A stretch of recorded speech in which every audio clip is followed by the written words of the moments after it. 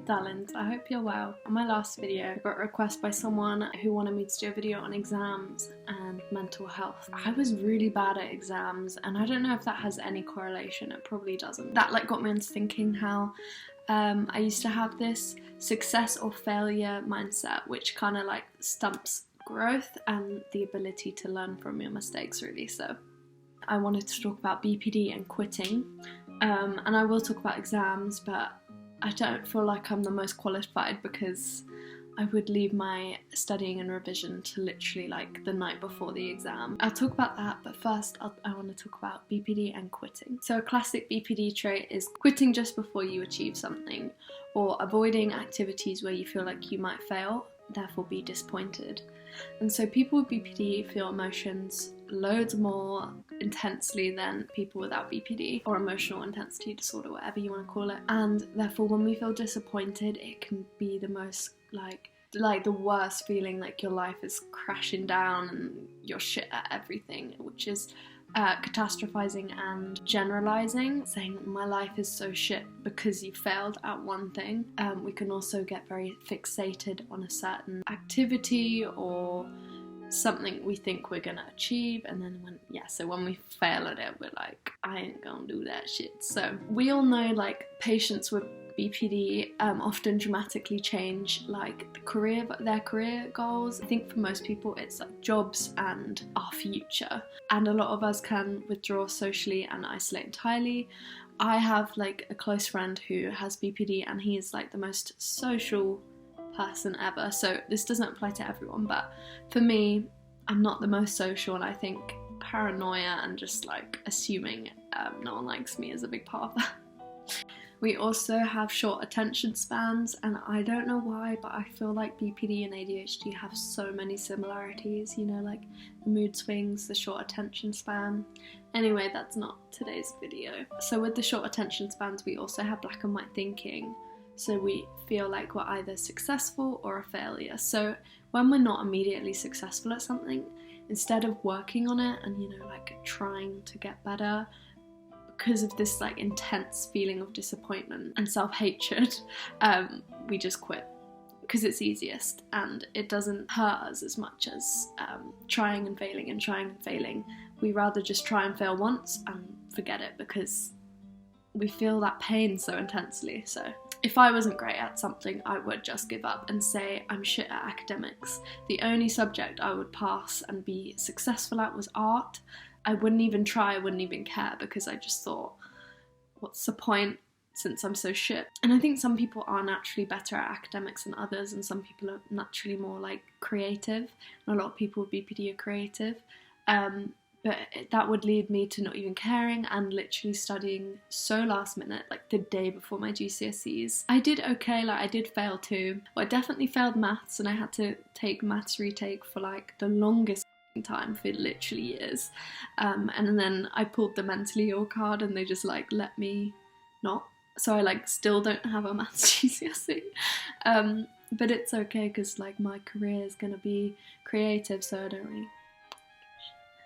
Yeah, I wouldn't even have much exam anxiety because of this kind of wing it attitude I had towards school. I would listen in classes sometimes, so that's why I did okay, because I did alright.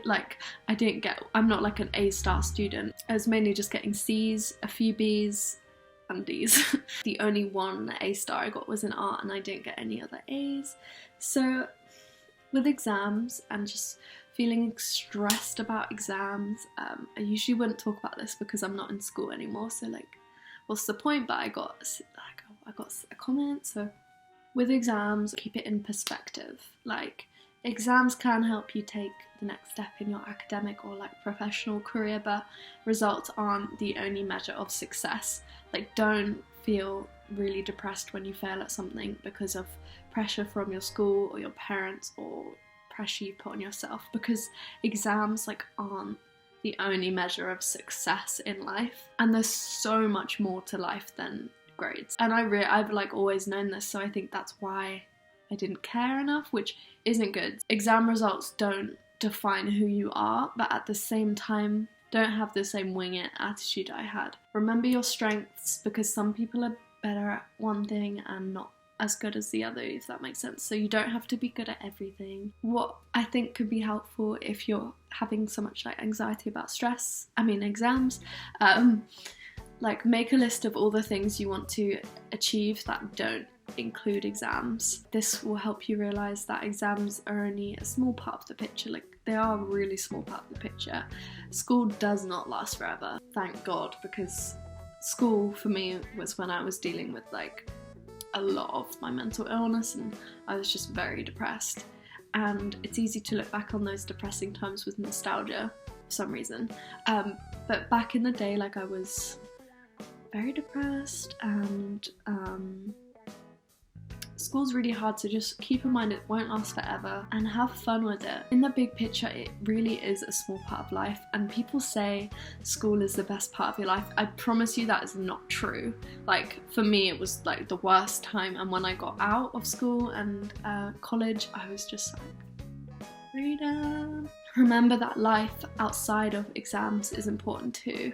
Try and find time to do that. Like, don't spend your whole life thinking about exams. It's really difficult when your school's pushing it on you or your parents are pushing it on you, but you can't let this destroy your mental health, because it's such a bigger picture than just exams, and with school pressuring you, it makes you feel like that's the only thing that matters, and it's like, it's definitely not. So yeah, to like reduce your stress levels and improve your mood and help you feel more refreshed and relaxed, just remember, like, this isn't all that matters.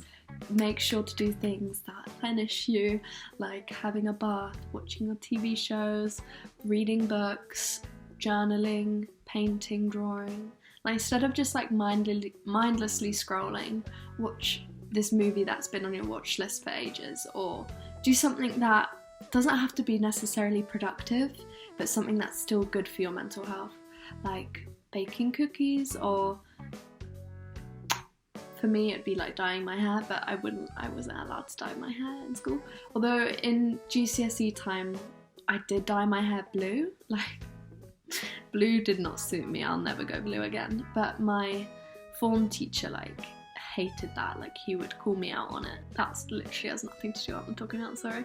But yeah, just do things that help you feel refreshed and relaxed, because just keep in mind, exams aren't all that matters. So many people with BPD have a tendency to see things as all bad or all good, which I talked about in my distorted thinking video. And you don't have to have BPD to have black and white thinking, but it is a very classic BPD trait. For example, you might start what you think is your dream job, like you've been thinking about it and planning it and everything for ages, and then you start the day and you have like poor performance, or you just feel like you made one mistake. And instead of seeing something you can correct and overcome, you feel completely demoralised and just literally want to quit before even, starting day 2 or day 3. Or I've had trouble with attendance, so much trouble with attendance in college. Although because in college you could choose your pathway, I chose photography, art and textiles. So in year 1 I got all A stars, which is so unlike me, but what was so weird about me getting all A stars is that my attendance was on red, which is like very low. I would miss like 1 day a week and claim I was ill, but it was really just like BPD flare-ups or just like anxiety or depression or mental illness in general. My attendance was very low, and I think this kind of relates to BPD and quitting. I would wake up and just not feel like I could do it. I also made a video ages ago called Are People with Mental Illness Lazy? And it kind of relates to that. Like, people might think you're just being lazy, but it's really like a mental illness thing. My advice to you, if you have attendance problems, is talk to your teachers about your emotions and any diagnosis you have, or just the way you're feeling. Just be like, I'm feeling really overwhelmed, and that will help them have more empathy, because I would get yelled at quite a lot or whatever, but when I told them, or when my parents told them about my struggles and stuff, they were way more lenient and supportive. I had like this more success mindset rather than the failure mindset that I had with my academic subjects. So I was able to throw myself into it. But just remember that like the world isn't black and white. If you do fail at something and you feel disheartened, don't let that stop you. Like, you can't just give up and quit like most of us do. This is how you learn, and this is how you grow as a person. You make mistakes. Sounds cheesy, but like, this is true. And that middle ground is where you do most of your learning. And yeah, just remember to try and have fun with it, because exams are like this a tiny part of your life, and there's so much pressure put on you, but like, it doesn't matter that much. Like, as long as you try your best, don't let your mental health deteriorate because of exams. Just remember to take time out. Self-care. There's so much more important things in life than just exams. Your life isn't over if you fail some. You'll survive. I didn't think I'd be able to do anything without my maths, because I don't know, my teacher would always say shit like, you need maths to go into art and stuff, but I don't have my maths GCSE and I'm still alive. Keep it in perspective. Your results don't define who you are. Thank you for watching and being angels. Good luck in your life. And yeah, happy Halloween!